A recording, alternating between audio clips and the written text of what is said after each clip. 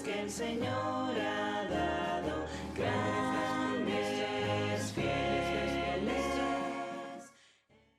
Y bueno, pues esto le habéis llamado escuela bíblica y sí que me gustaría que fuera eso, una escuela bíblica. No sé si incluso tenéis un boli, un sitio para apuntar, ya que vamos a la escuela, el poder, si os parece, vamos a enriquecernos más si en lugar de solo escuchar participamos tomando nota e incluso buscando en las Biblias los textos que vamos a proponer. Y sí que me gustaría que pudiéramos participar de esta clase, clase bíblica, escuela bíblica, con el tema que, bueno, pues el Señor me ha permitido escoger y os quiero presentar. Si os parece, vamos a reflexionar sobre un texto clave en el pensamiento de Pablo, que es el que se encuentra en Romanos 1, 16 y 17. ¿Vale? Así que nos vamos a dirigir allí para empezar. Y bueno, yo tengo mis notas, os las voy a enseñar, porque soy una... No sé si se ve algo, no, porque esto difumina ahora, no se ve nada, pero bueno, por fe, si me lo pongo así sí que lo veis, si lo pongo cerca de mi cara, ahí están mis notas y lo más importante es esto, aquí está, es muy bonita. Pues os invito, si os parece a todos, a que podáis ir a Romanos capítulo 1.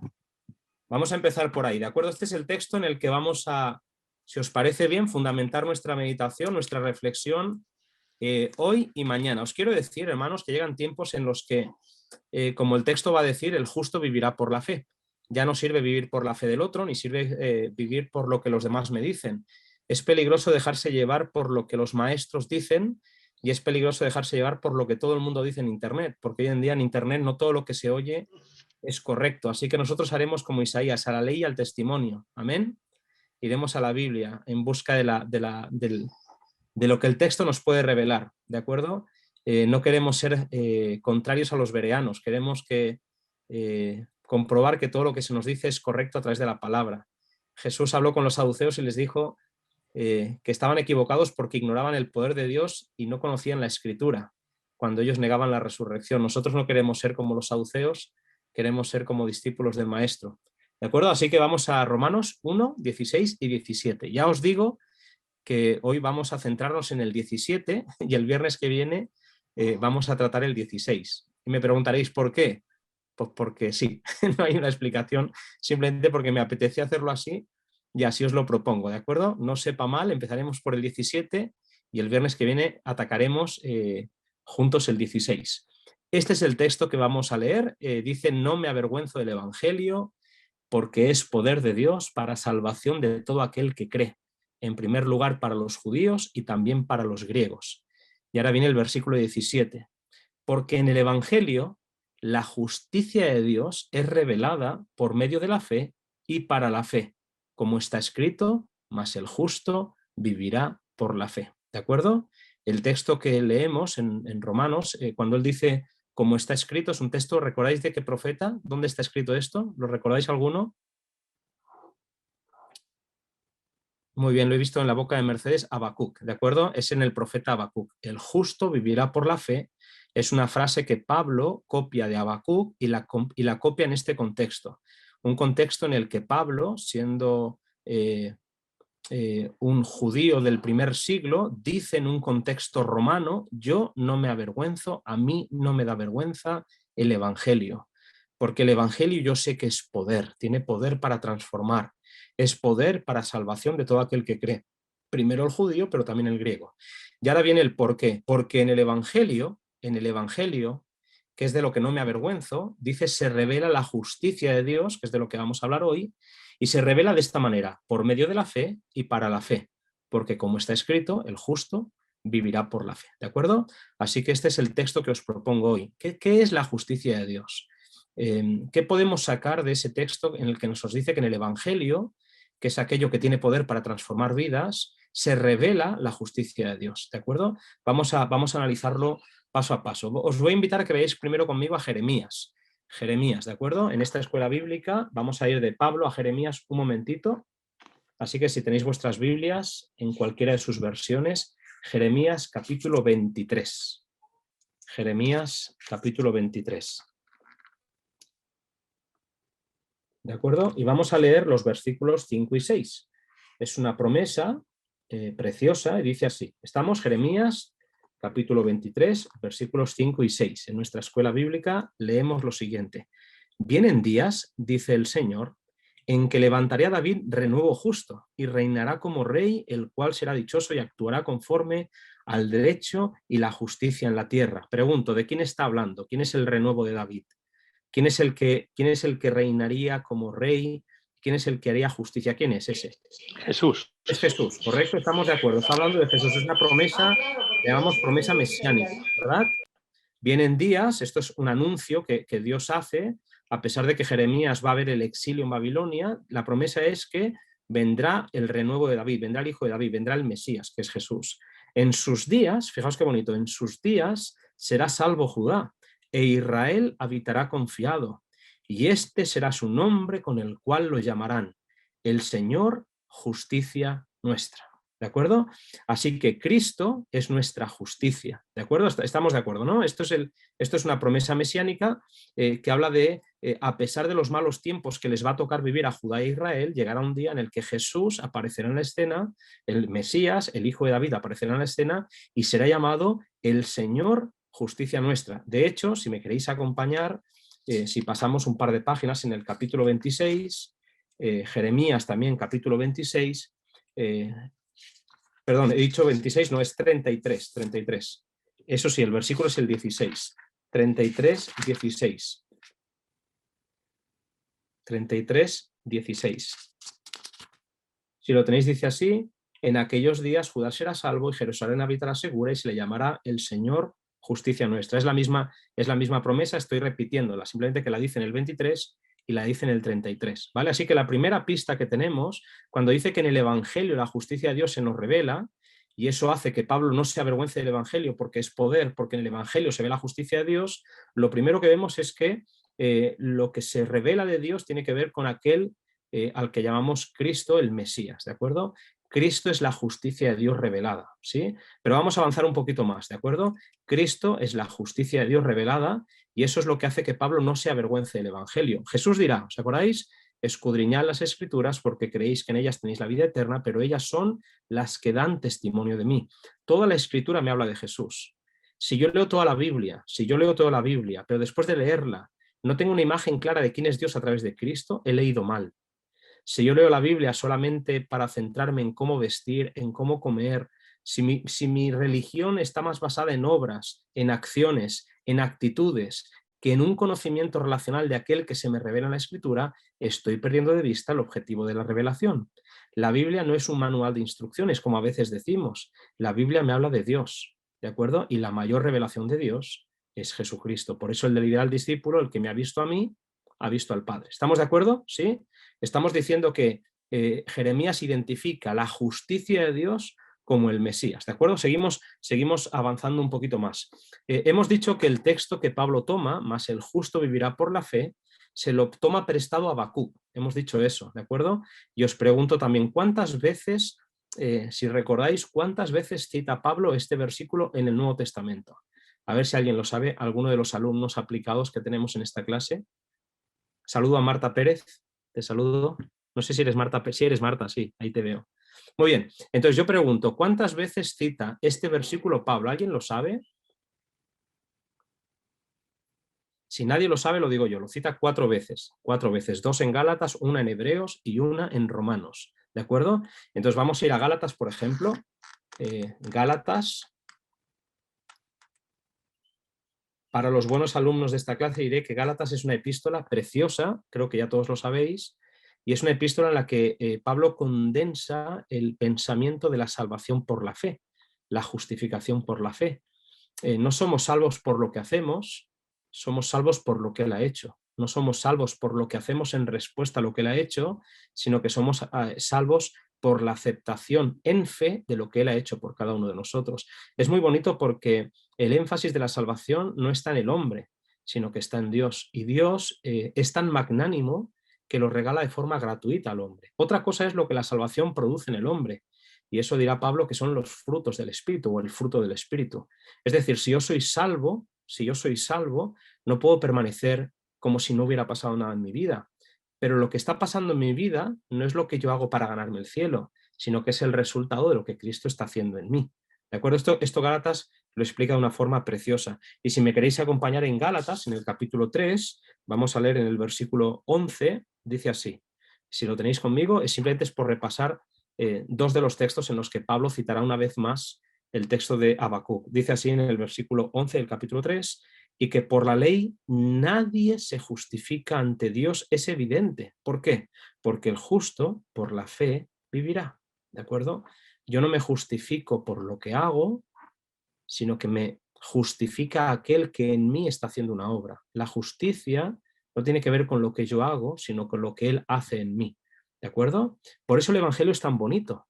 Por eso no me avergüenzo del Evangelio, porque el Evangelio no me pone a mí como referente delante de la gente. La gente no se salva por lo que yo soy, ni por el cargo que ocupo, ni por la corbata que llevo, ni por cuánto sé. La gente no se salva por Óscar López. Gracias a Dios, la gente se salva única y exclusivamente por Cristo. ¿De acuerdo? Porque nuestra justicia, lo leeremos un poquito más adelante, toda nuestra justicia es como trapos de inmundicia. La única justicia que es atractiva, de la cual no nos avergonzamos ninguno de los que estamos aquí, es la que tiene que ver con Dios, ¿de acuerdo? Y la máxima expresión de esa justicia, ya lo veremos un poquito más adelante, es Jesús, ¿de acuerdo? Así que aquí dice, el texto de Pablo dice, por la ley no nos justificamos, no es por la obediencia, no es por guardar el sábado, por importante que eso sea, no es eso lo que me justifica, ¿de acuerdo? Seguimos un poquito más, si me queréis acompañar a Hebreos. El texto de Hebreos que vamos a leer es maravilloso. Hebreos capítulo 10. ¿De acuerdo? Hebreos capítulo 10. Es maravilloso porque vuelve a citar el texto de Habacuc. Pablo este texto le encanta, de hecho es el campeón de la justificación por la fe, pero mirad qué bonito es esto en el contexto en el que está. Así que si me habéis acompañado a este Hebreos capítulo 10, Hebreos capítulo 10, y voy a leer desde el 35, Hebreos 10, versículo 35. Mirad qué belleza es este texto. ¿De acuerdo? Espero que ya lo tengáis. Hebreos 10, versículo 35. No perdáis, queridos hermanos, no perdáis vuestra confianza porque tiene una gran recompensa. ¿De acuerdo? Lo que nos espera es maravilloso. Amén. No dejéis de caminar hacia el cielo, no dejéis de confiar, no dejéis de esperar, no dejéis de mirar hacia arriba, no dejéis de soñar con esas nubes, con ese cielo, porque es maravilloso, ni siquiera nos lo podemos imaginar, pero no perdáis vuestra confianza porque tiene una gran recompensa. Ya solamente el hecho de escuchar la voz de Jesús, ver su rostro, ver su mirada, ver su sonrisa, el hecho de que te abrace y te dé un nombre nuevo, todo eso es maravilloso. Así que, hermanos míos, no perdáis vuestra confianza porque hay una gran recompensa. Y dice así, pero os es necesaria la paciencia. Y es verdad que cada vez se hace más necesaria la paciencia porque este mundo cada vez está más loco y es más complicado, para que por haber hecho la voluntad de Dios obtengáis la promesa, ¿de acuerdo? Dice, porque aún un poco y el que ha de venir vendrá y no tardará. Este texto es maravilloso, pero el justo vivirá por la fe. ¿Vale? Este es el texto, pero el justo vivirá por la fe. Es una vez más, lo cita una vez más, el justo vivirá por la fe. Y entonces dice, porque el que retrocede no agradará a mi alma. Y Pablo dice, yo me añado, pero nosotros no somos de los que retrocedemos para perdición, sino de los que por fe alcanzan la salvación. Y la iglesia de Denia y de Inca y de Sanz dice, amén. Amén. ¿Sí? Este texto es maravilloso. El justo vivirá por la fe, aunque se tarde, aunque necesitemos paciencia, aunque las cosas se pongan complicadas, aunque a veces estemos desanimados, aunque haya tantas voces que nos confundan, nosotros seguiremos mirando con la mirada puesta en el galardón. Dice que nosotros somos de los que ponemos nuestra mirada en las cosas celestiales, porque aquí si hacemos riquezas, las polillas y los ladrones, ¿verdad? Y el óxido lo corrompen todo, pero si ponemos nuestra mirada en el cielo, allí no alcanzará ni la polilla, ni los ladrones, ni alcanzará el óxido, porque lo que no se ve, aquello en lo que creemos, es eterno, ¿de acuerdo? Así que este es el texto de Pablo en Hebreos. Así que cuando hablamos de la justicia, que es lo que revela el Evangelio no me revela un concepto, me revela una persona, que es la que permite que yo pueda caminar por fe, ¿de acuerdo? Cuando lo estoy pasando mal, sé que no estoy solo. Cuando estoy luchando contra la tentación, el Espíritu me promete que Cristo me va a dar poder para vencer. Y es que esto es lo bonito del Evangelio. El Evangelio no se trata de lo que yo hago, sino de lo que Cristo está dispuesto a hacer y ya ha hecho por mí. ¿De acuerdo? Esto es el Evangelio. ¿Sí? Seguimos avanzando simplemente para para analizar algunos textos más. Hoy en día dentro de la Iglesia Adventista hay una corriente que teológicamente se llama universalista, ¿de acuerdo? Hay una corriente que dice que Cristo al final de los tiempos, como es amor, no va a condenar a nadie, sino que Él va a salvar a todo el mundo. No sé si habéis escuchado a personas que andan en esta corriente, pero me gusta simplemente reflexionar sobre la justicia como un rasgo del carácter de Dios. Y a veces confundimos que justicia y amor están reñidos, pero ahora vamos a ver en la Biblia que eso no es así. El amor y la justicia de Dios no están reñidos, sino al contrario, es la misma cosa, están fusionados. Y me gustaría que lo pudiéramos ver a través de un texto que os invito a leer, ¿vale? Vamos a ir de atrás hacia adelante, ¿de acuerdo? Así que el primer texto lo vamos a leer en 2 de Timoteo.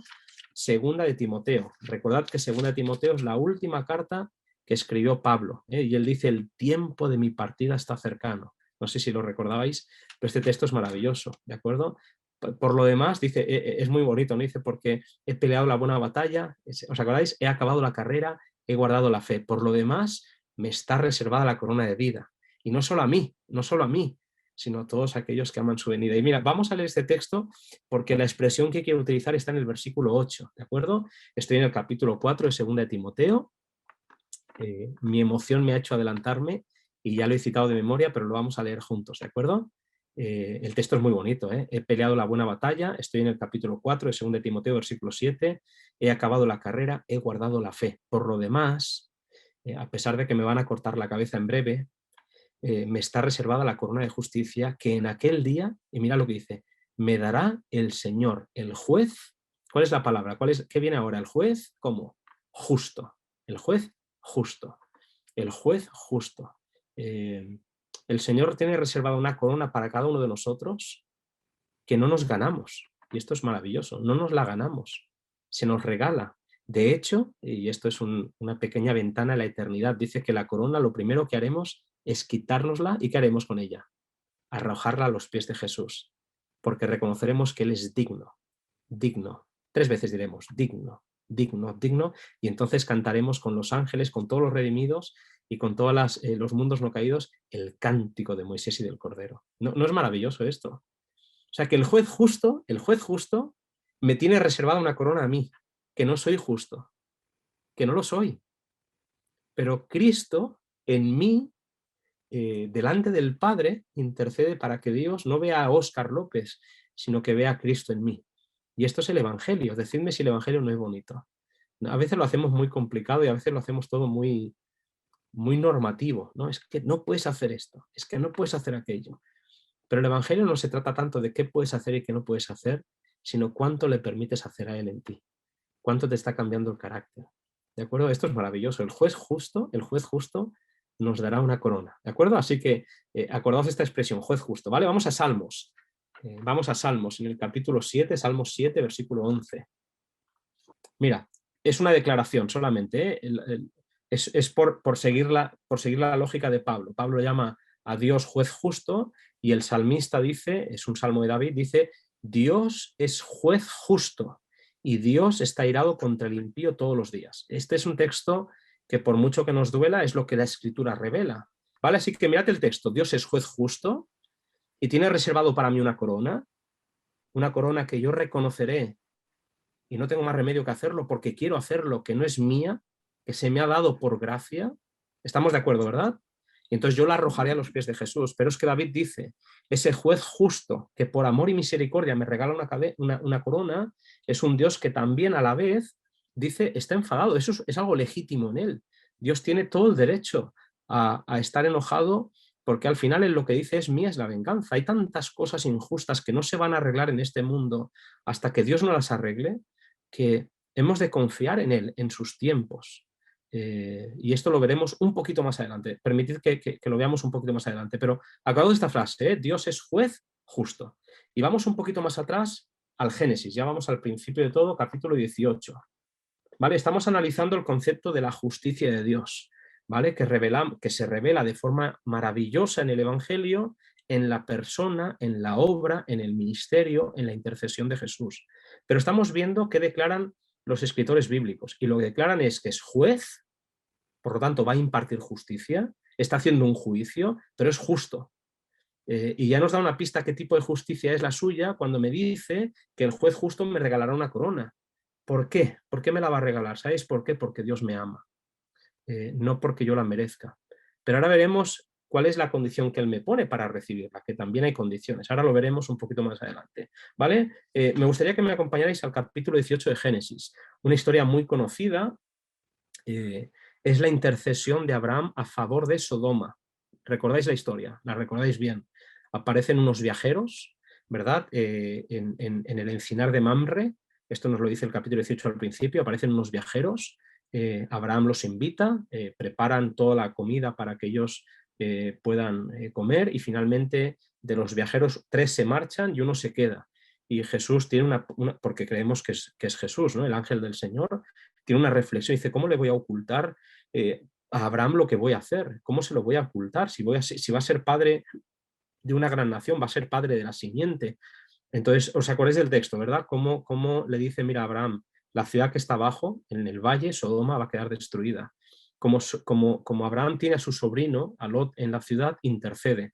Pero lo que me gusta es las preguntas que se hace Abraham. Así que os invito en el capítulo 18 a leer en el versículo 23. Dice así, se acercó a Abraham y le dijo, ¿destruirás también al justo con el impío? Fijaos que el problema de Abraham no es tanto que Dios vaya a destruir la ciudad. No ese es el problema de Abraham. Él sabe lo que está pasando en esa ciudad. Lo único que le preocupa a Abraham es que con el impío, ¿os acordáis del refrán en español, pagan justos por pecadores? ¿Os acordáis? Esto es lo que a Abraham le preocupa. No puede ser. Esto es como si tienes 3 hijos, llegas a casa, estás cansado, llegas a casa, ha pasado algo en tu casa y castigas a los 3 y ni siquiera averiguas qué ha pasado o quién ha sido. Porque a veces o incluso a veces peor, ¿no? Yo reconozco que como padre a veces el que se lleva todas las culpas siempre es el mayor, ¿no? Es como que eh, sobreproteges al pequeño, el mediano pasa desapercibido y siempre el mayor se lleva todas las, ¿no? Y esto es malo. Y entonces la pregunta de Abraham es legítima. No está preocupado, perdón, no es que no entienda la destrucción de la ciudad.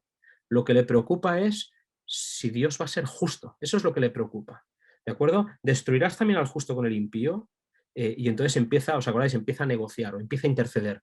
¿Y si hubiera 50 justos? ¿Qué harías? Y mirad la pregunta que está en el versículo 25 al final. ¿De acuerdo? Dice, lejos de ti, versículo 25 del capítulo 18.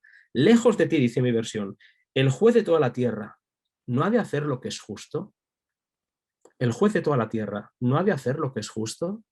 ¿Cuál sería vuestra respuesta a esta pregunta de Abraham? ¿Cuál sería vuestra respuesta con lo que estamos viendo? ¿Es o no es justo Dios? La respuesta es sí. Dios es justo.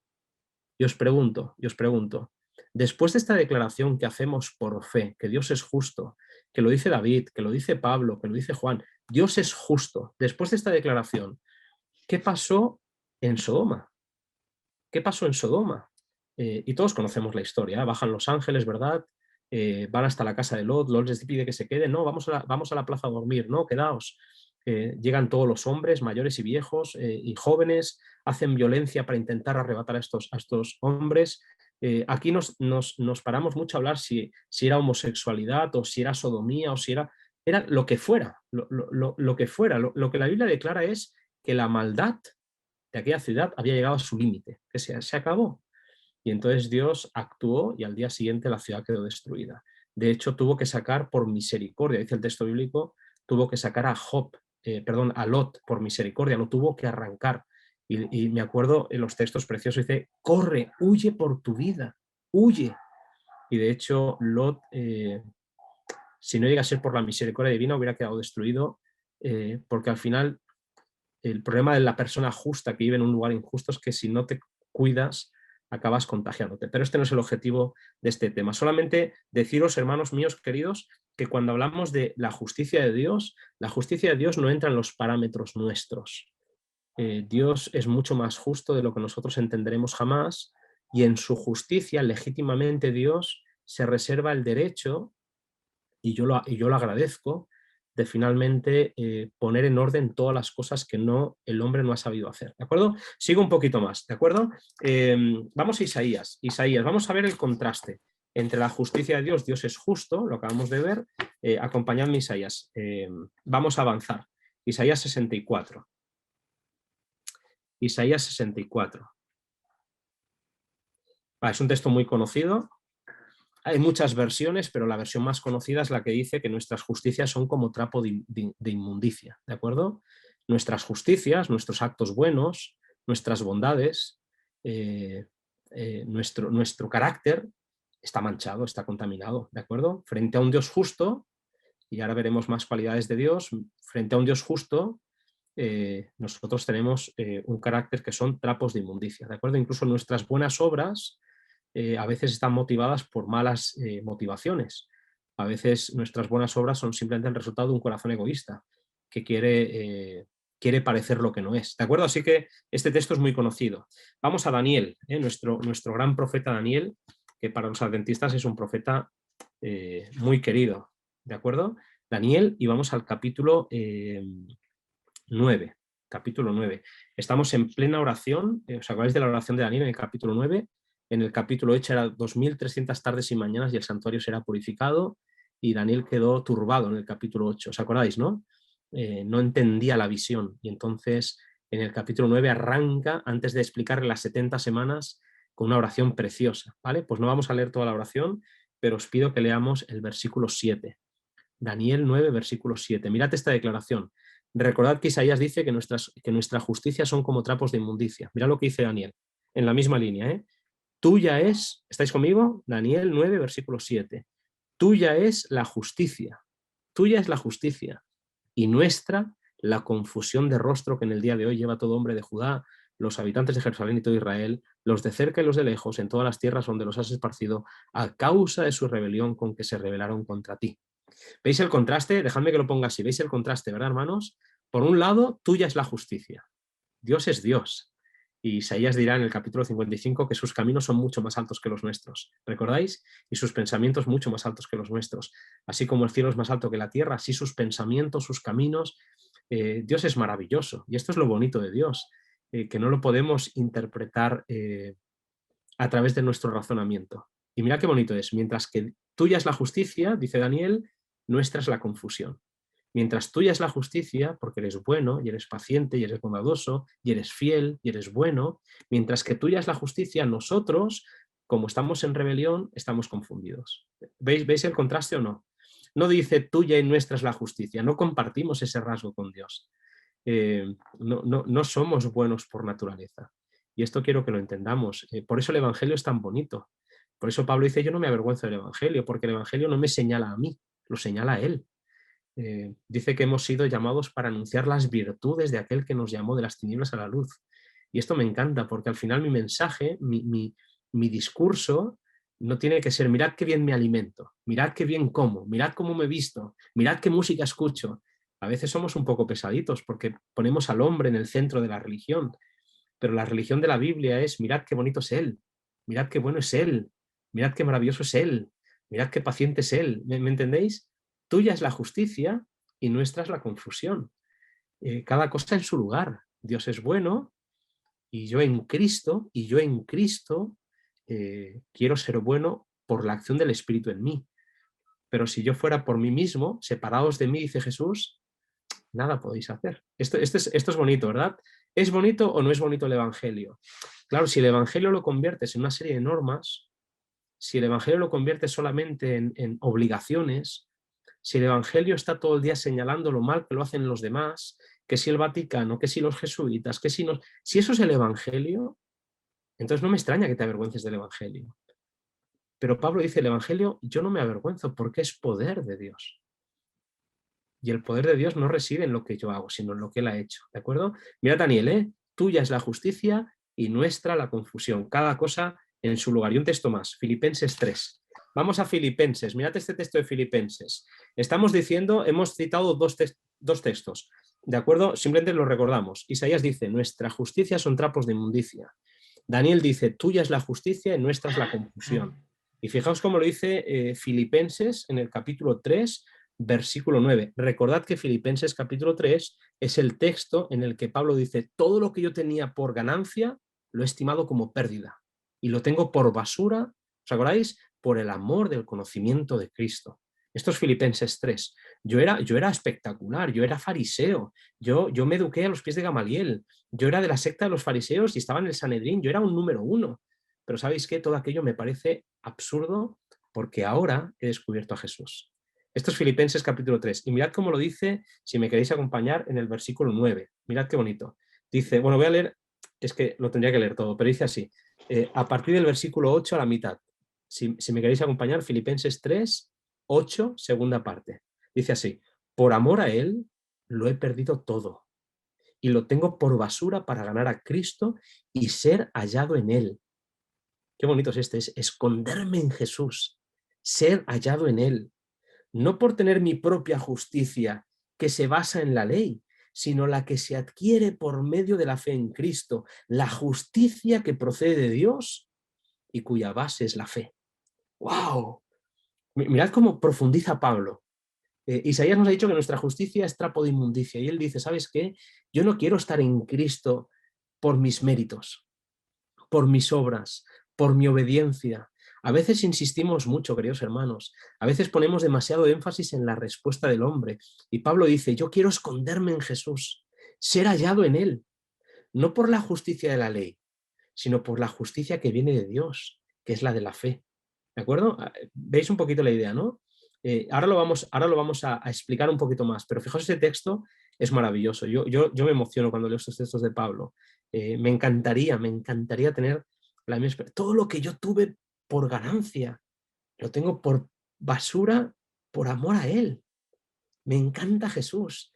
Si yo fui religioso en mi época porque me gustaba, pues yo qué sé, lo del 666 y me gustaba esto y me gustaba aquello y me gustaba lo oculto y me gustaba, todo eso ya no, es que ahora lo que me gusta, lo que me apasiona, aquello por lo que yo soy cristiano, es por Jesús. A mí me da mucha pena, queridos hermanos, lo digo aquí, en esta clase en confianza, pero me da mucha pena cuando pasamos más tiempo hablando de las vacunas que de Cristo. Nos pasamos más tiempo hablando de conspiraciones. Me parte el corazón. Yo soy feliz si mi iglesia se reúne, como estamos haciendo hoy, en torno al texto bíblico para hablar de Cristo. Pastor, ¿y entonces no hay que hablar de todo lo demás? Probablemente sí, pero no lo enfatices tanto. Yo no quiero que mi familia me conozca porque soy un experto en vacunas. Si hubiera querido ser un experto en vacunas, hubiera hecho otra carrera, pero quiero que mis primos, mi familia, mi gente, vean en mí una persona que tiene paz, que está transformada, una persona paciente. Yo quiero que vean en mí o a través de mí a Jesús. Y eso es lo que el Evangelio hace. Por eso Pablo dice, yo no me avergüenzo. Si supierais lo que yo fui y en lo que me he convertido por Cristo. Y esto es lo que Pablo dice, yo no quiero presentarme delante de Dios en base a lo que yo soy, sino en base a lo escondido que estoy en Él. ¿Me entendéis? ¿Veis belleza en este texto, hermanos? Cuando hablamos de la justicia de Dios, de lo que estamos hablando es de lo que Cristo puede hacer por mí, de lo que puede hacer por mí si me dejo, ¿de acuerdo? ¿Cómo se obtiene esta justicia? Mirad, un texto muy conocido de la Escritura, pero lo vamos a buscar, ¿de acuerdo? Pero este texto, si decíamos que el texto de Pablo, el justo vivirá por la fe, que es un texto de Habacuc, si decíamos que Pablo lo repite 4 veces, el texto que vamos a leer ahora no lo repite menos. Así que acompañadme a Génesis, capítulo 15. Génesis no es difícil de encontrar, ¿eh? Génesis. No me digáis que no lo pongo fácil este. Génesis capítulo 15, después del 14 y antes del 16. ¿De acuerdo? Génesis 15. Mirad, este texto es muy bonito, ¿eh? Es increíble la cantidad de veces que Pablo lo va a citar en el Nuevo Testamento. De hecho, Santiago también lo va a citar. Dice así, capítulo 15, versículo 6, muy conocido. Abraham creyó a Dios y eso le fue contado por justicia. Por eso Pablo dice, yo no me quiero encontrar en Cristo en base a la justicia de la ley. Porque aunque yo guarde el sábado, no soy perfecto. De hecho, no sé ni guardar el sábado. Yo no quiero ser hallado, yo no quiero ser juzgado en base a mi capacidad, a mi esfuerzo. Yo quiero ser juzgado porque me he creído que Dios me ama, me lo he creído. ¿Estás tan loco como para creértelo? Abraham creyó a Dios. Abraham creyó a Dios. Tenía 75 años el tipo. Y le dijo, ¿sabes qué? Tú serás padre de una gran nación. ¿Recordáis cuando nació Isaac, no? 25 años después. 25 años después, hermanos. Abraham creyó a Dios, punto. Abraham creyó a Dios, aunque todas las circunstancias estaban en contra de lo que Dios le acababa de declarar. Abraham creyó a Dios y eso, el hecho de creer le fue contado por justicia. Yo no soy justo por lo que yo hago, y yo voy a insistir en esto, yo no soy justo por aquello que yo hago, yo no soy justo por aquello que yo sé, yo soy justo por aquel en el que creo. Hermanos míos queridos, yo sé que hay muchas religiones por ahí, pero al final de lo que se trata, incluso dentro del adventismo hay muchas corrientes, al final de lo que se trata es quién es el centro de tu religión, de tu experiencia religiosa, quién le da sentido a tu fe. Abraham creyó y eso le fue contado por justicia.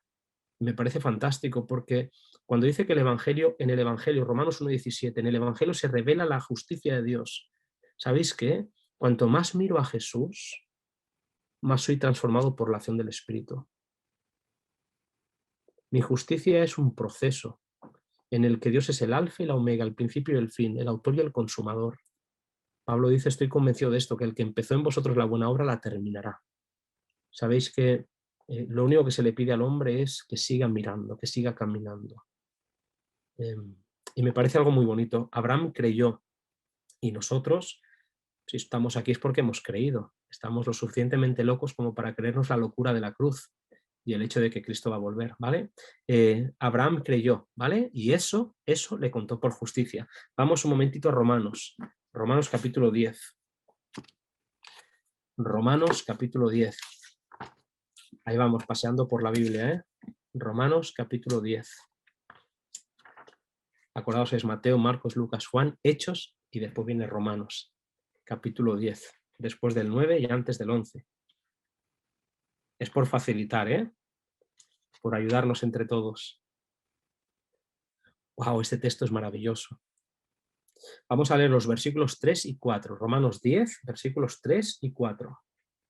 Texto de Pablo, dice así, hablando de los judíos, hablando de los de su nación, dice así, pues como ignoran la justicia de Dios, que es por la fe, hemos dicho antes, como ignoran la justicia de Dios y procuran establecer la suya propia, no se han sujetado a la justicia de Dios.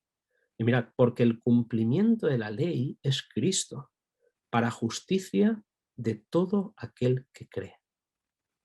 Solamente estoy citando dos textos paralelos, el de Abraham, Génesis 15, Abraham creyó y esto le fue contado por justicia, y el texto de Pablo que dice, ¿sabes qué? La justicia de Dios está disponible para todo aquel que cree. ¿Por qué se te va a dar la corona, querido hermano, querida hermana? ¿Por qué se te va a dar la corona? Porque te lo has creído. Cree, cree, y serás salvo tú y tu casa. Cree, porque al que cree todo le es posible. Cree. Es la única invitación. Si tu creencia no te hace ser mejor persona, es porque a lo mejor no estás conociendo al Dios en el que dices creer. Claro que hay transformación, claro que hay frutos, claro que hay una santificación que se hace evidente, pero yo no soy salvo por lo cada vez más bueno que soy, sino que cada vez soy más bueno simplemente porque en mi proceso de salvación cada vez estoy más cerca de Jesús. Es que todo cambia cuando el énfasis no está en mí, sino que está en Él. Y repito este texto, mirad que es precioso. El cumplimiento de la ley es Cristo, para justicia de todo aquel que cree. Es que se te va a dar un nombre nuevo,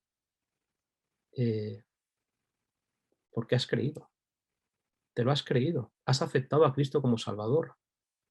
Por eso dice, yo no me avergüenzo del Evangelio, porque el Evangelio es poder para salvación de todo aquel que cree, primero el judío, después el griego, porque en el Evangelio, y esta es la idea, porque en el Evangelio se revela la justicia de Dios, de fe para fe, porque como está escrito, el justo vivirá por la fe.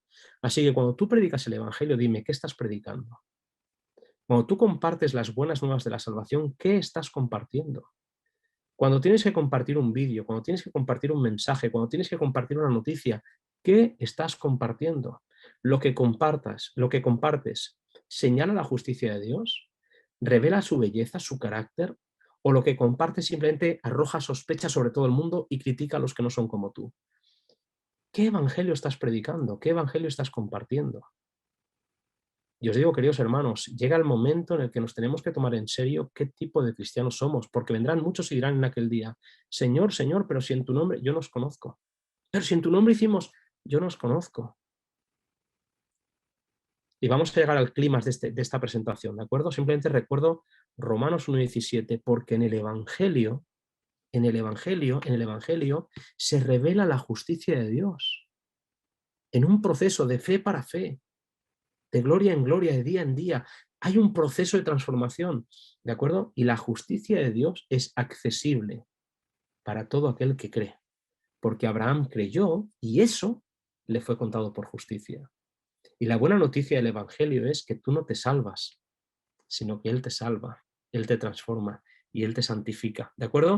Así que estamos en Romanos 10, versículo 3 y 4. Ellos intentan establecer su propia justicia, pero para aquel que cree la justicia siempre es de Dios, ¿de acuerdo? Que es en la persona de Jesús, como veremos más adelante. De hecho, os invito a que vayáis conmigo a Deuteronomio capítulo 9, ¿de acuerdo? Deuteronomio es el quinto libro de la Biblia, es un libro maravilloso en el que Moisés prácticamente en su totalidad hace un resumen de lo que han sido los últimos 40 años antes de pasar a la tierra prometida.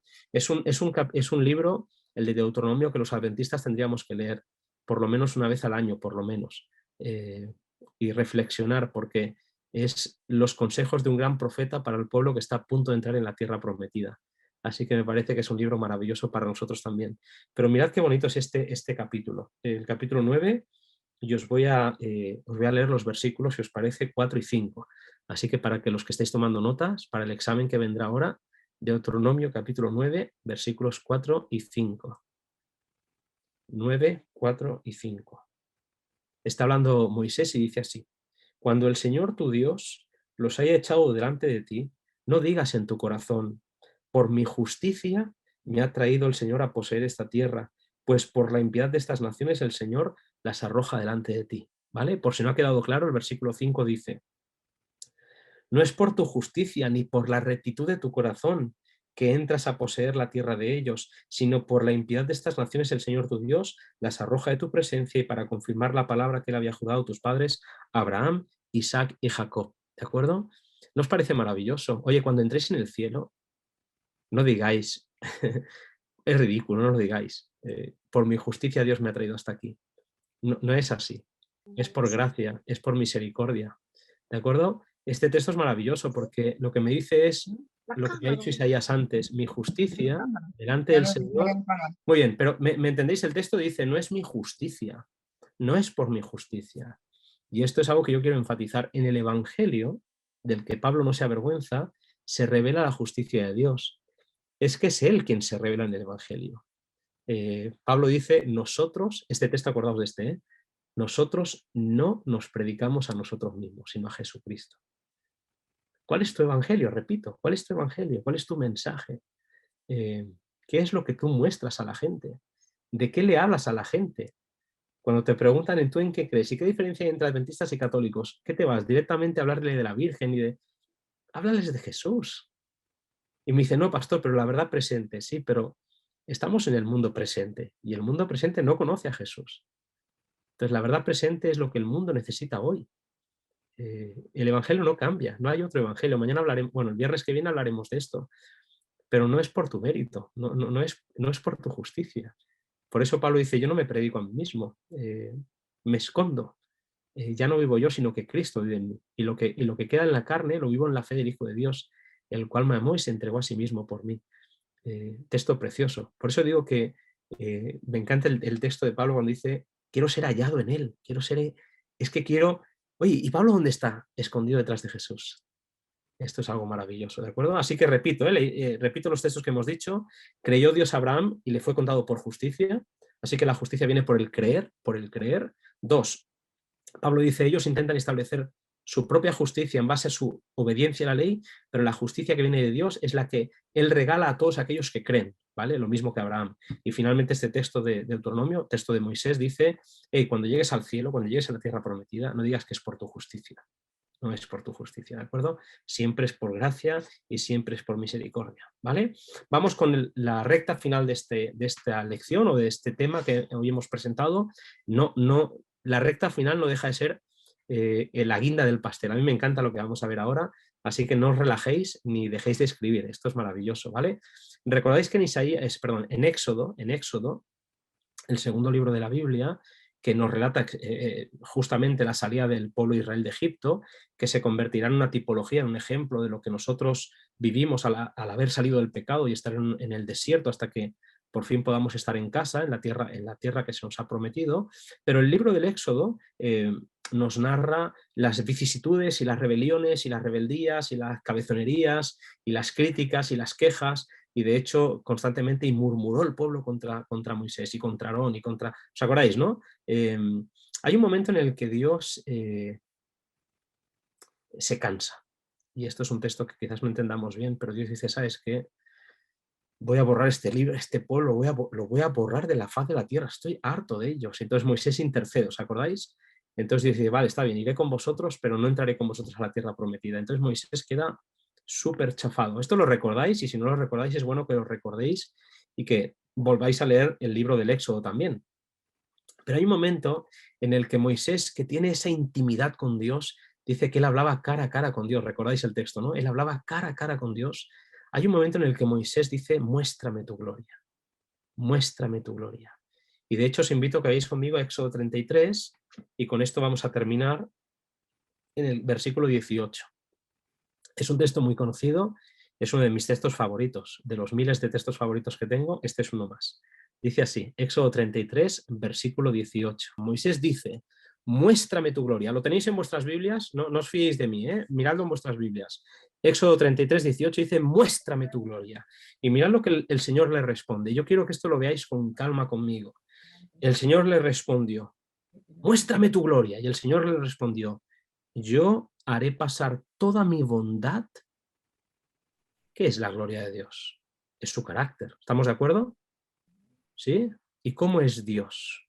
La Biblia, la máxima expresión que tenemos, la expresión más bonita que tenemos en la Biblia acerca de quién es Dios es amor. Yo siempre digo, y lo digo porque me fascina, en la serie El Gran Conflicto de los Siglos, que son 5 libros escritos por Elena White, que empieza por patriarcas y profetas y termina en el conflicto de los siglos, después de miles de páginas, Elena White empieza Patriarcas y Profetas diciendo Dios es amor. Así empieza el primer libro. Esa es la primera frase del primer libro. Dios es amor. Patriarcas y Profetas. Escribe todo el libro. Patriarcas y Profetas. Profetas y Reyes. El deseado de todas las gentes. Hechos de los Apóstoles y el conflicto de los siglos. Después de miles de páginas, cuando termina el conflicto de los siglos, termina diciendo Dios es amor.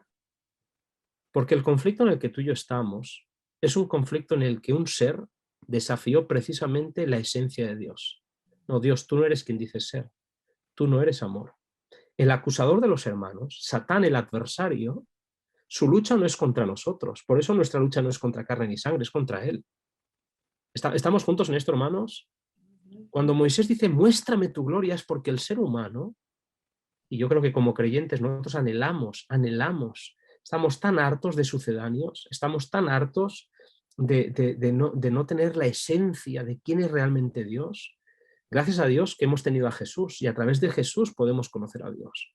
Pero Moisés dice, muéstrame tu gloria. Y mira la respuesta de Dios, no os la perdáis.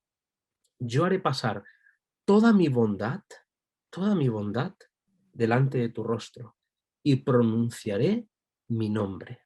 Y ya sabemos, hermanos, esto no lo voy a hacer muy largo, pero ya sabemos que el nombre es en esencia, en el hebreo, el nombre es el carácter, es una representación.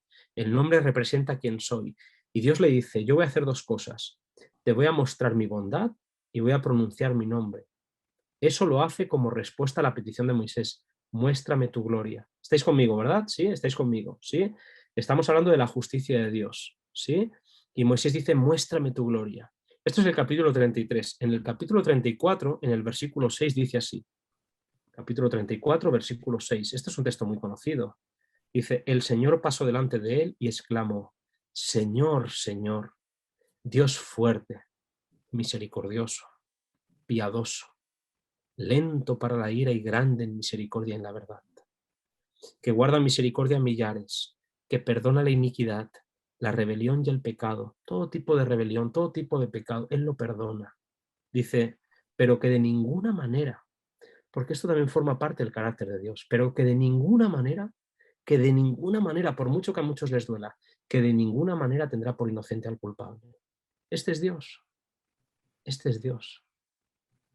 Cuando decimos que Dios es un Dios justo, lo que estamos diciendo es que Dios en su justicia y en su amor, que son indivisibles, inseparables, Dios es justo y amor al 100%. A veces nos gusta, como somos seres humanos, nos gusta pensar que la justicia y el amor están reñidos, ¿no? Y que Dios es justo, pero a la vez es amor. No, es que Él es 100% las dos cosas. Su justicia es amor y su amor es justicia. Y esto no lo podemos separar. Por eso dice, muéstrame tu gloria, y Moisés lo entiende. Y a nosotros nos es un poquito más fácil porque ahora ya no tenemos que ir a un monte a escondernos, ahora solamente tenemos que mirar por la fe a Jesús. Y cuando vemos a Jesús vemos que Dios es bueno, es paciente, es lento para la ira, es grande en misericordia y perdona una y otra vez. Y con este texto termino, si os parece, 2 Corintios, y con este vamos a terminar ya, 2 Corintios capítulo 4. Hoy hemos analizado la segunda parte de los dos versículos de Romanos 1, 16 y 17. Nos hemos centrado en el versículo 17, ¿de acuerdo? Para la semana que viene haremos el versículo 16, pero permitidme que terminemos con este versículo precioso. Mirad, estoy en 2 Corintios capítulo 4. Capítulo 4, este texto, hermanos, es maravilloso. El capítulo 3 y el 4, es que todo Pablo para mí es fascinante, pero lo que vamos a leer ahora es tan bonito. Dicen que el que vamos a leer es uno de los textos más bonitos del Nuevo Testamento, ¿de acuerdo?